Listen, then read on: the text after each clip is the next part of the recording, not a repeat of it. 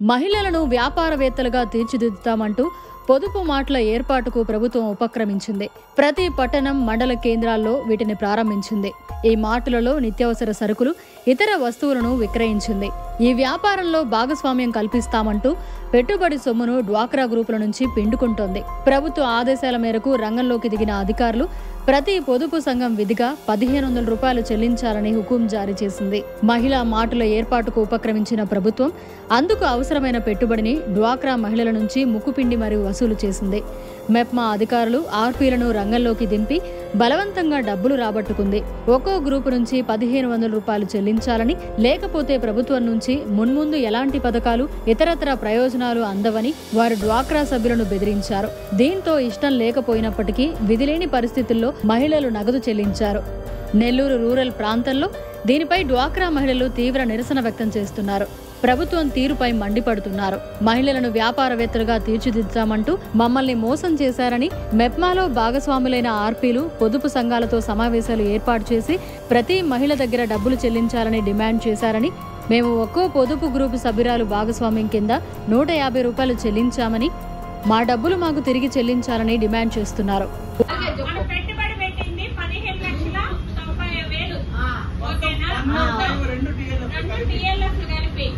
మన బ్యాంక్ లో బ్యాలెన్స్ వరకు వచ్చేసి 4 లక్షలు మాత్రమే ఉంది.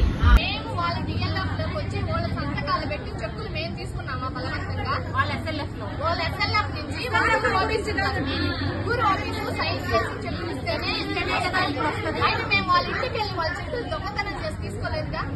వాళ్ళు ఇస్తేనే మహిళా మాట పెట్టమన్నారు. మెప్మా తరఫున మహిళా మాట పెట్టాము.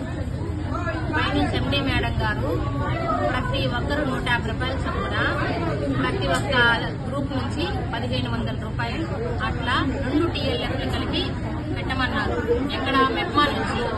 మేము టీఎల్ఎఫ్ అధ్యక్షులుగా ఉన్నాం కాబట్టి ప్రతి ఒక్కరు కలెక్షన్ తీసుకొని దాంట్లో 15 లక్షల అమౌంట్ వచ్చింది. టీఎల్ఎఫ్ 1 నుంచి టీఎల్ఎఫ్ 5 నుంచి వచ్చినప్పుడు మాట పెట్టడానికి దాంట్లో ఏమేం కావాలా ఐటమ్స్ అన్ని ఉన్నాయి కదా. ట్రాక్స్ కానివ్వండి, సూపర్ మార్కెట్ అంటే మొత్తం ఉంటాయి. దానికి సంబంధించి మొత్తం తీసుకున్నాం. దాంట్లో ఖర్చు ఉంది. మాట ఓపెనింగ్ కి ఖర్చు పెట్టుకుంటాం కదా. సామ్యాలు అయితేనేమి, ఎండీ ఒకేలైతే అది కామన్ గా జరిగేది. అది ఒక అమౌంట్ అనేది 2,80,000 ఖర్చు అయింది. దానికి మీరు ఎవరి సొమ్ము ఎవరిని అడిగి పెట్టారు అని అంటున్నారు. అది ప్రజెంటే కాదల్లా, కానీ అందరం సభ్యత్వం ఉన్నోళ్ళమే కదా. ఒకరి బాధ్యత కాదు కదా. దానికి ప్రతి ఒక్కరూ బాధ్యులే.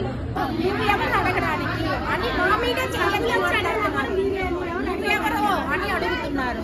మేము అడగకుండా ఎవరు అడుగుతారు? మా సమైక్య మేము 1500 కట్టుకుంటాం. మేము కూడా బాధ్యతలే దానికి. అదేమంటే చేయి చూపించి మాట్లాడుతున్నారు. ఎవరు అట్లా చూసుకొని మాట్లాడుతున్నారు? మేమైతే నిలదీస్తాం. ఇప్పుడు ఇచ్చేదాకా మేమైతే పోనీ. ఓపెనింగ్ రోజు వాళ్ళు వీళ్ళు వస్తున్నారని డబ్బుల్లో ఖర్చు పెట్టేశారు. ఎవరి డబ్బులు అవి? ఒక్కొక్క సభ్యురాల దగ్గర నుంచి 150 రూపాయలు.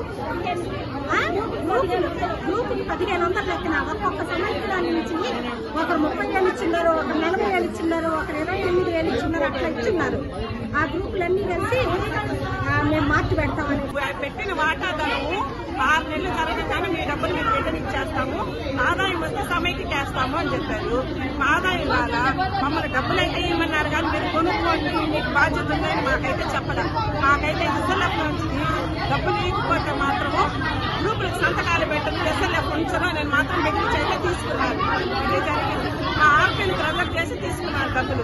ఎవరికి ఇష్టం లేదు మహిళా మాట పెట్టేది. బెదిరించి ఆర్పీలను మీ లాగిన్ చేస్తాము, తిరగకుంటే మేము సమైక్యలో నుంచి తొలగించేస్తాము, సంతకాలు పెట్టము, ఎదిరించే కట్టించారు. మాట్లాడారు సమైక్యలో తీసేస్తాము, పొదుపులోంచి తీసేస్తాము అని ప్రతి గ్రూప్ నుంచి 1500 తీసుకున్నారు. ఆ రోజు మాకేం చెప్పింది లేదు, చేసింది లేదు. బలవంతంగా తీసుకొని ఈ రోజు ఎవరి డబ్బులు వాళ్ళకి ఇవ్వమంటే ఏమేమి మాట్లాడుతున్నారు. మమ్మల్ని ఎందుకు చెక్కుల మీద సంతకాలు సమైక్య నుంచి తీసుకున్నారు. మా డబ్బులు వాళ్ళని ప్రెషర్ చేస్తారు, వాళ్ళు మా మీద ప్రెషర్ చేస్తారు. మేము సరైన తప్పని పరిస్థితి సరైన ఒప్పుకోవాల్సి వచ్చింది. అక్కడి నుంచి డబ్బులు తీసేస్తున్నారు. మేము వచ్చి మా సభ్యుల మీద మేము తప్పలా తీసుకున్నాం. ఆ రోజు మా సభ్యులు ఎవరు కట్టాలంటున్నారు అని చెప్పి ఒప్పుకోలేదు.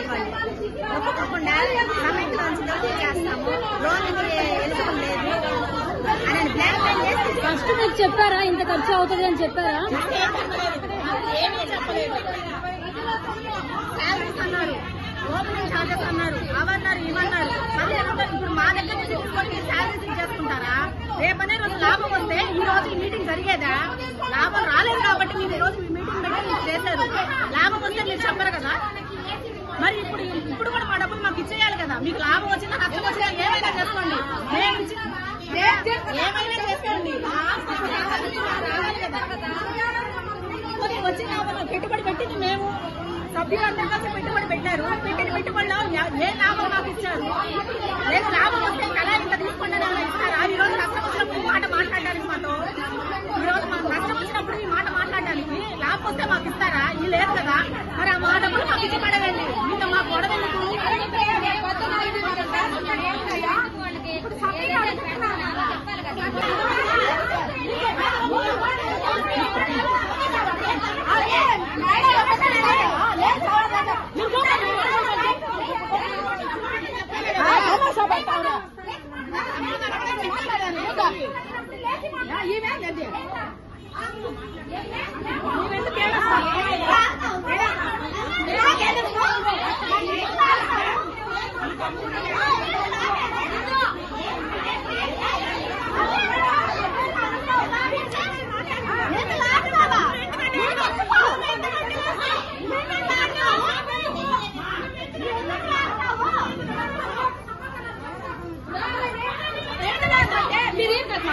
మీరే కదా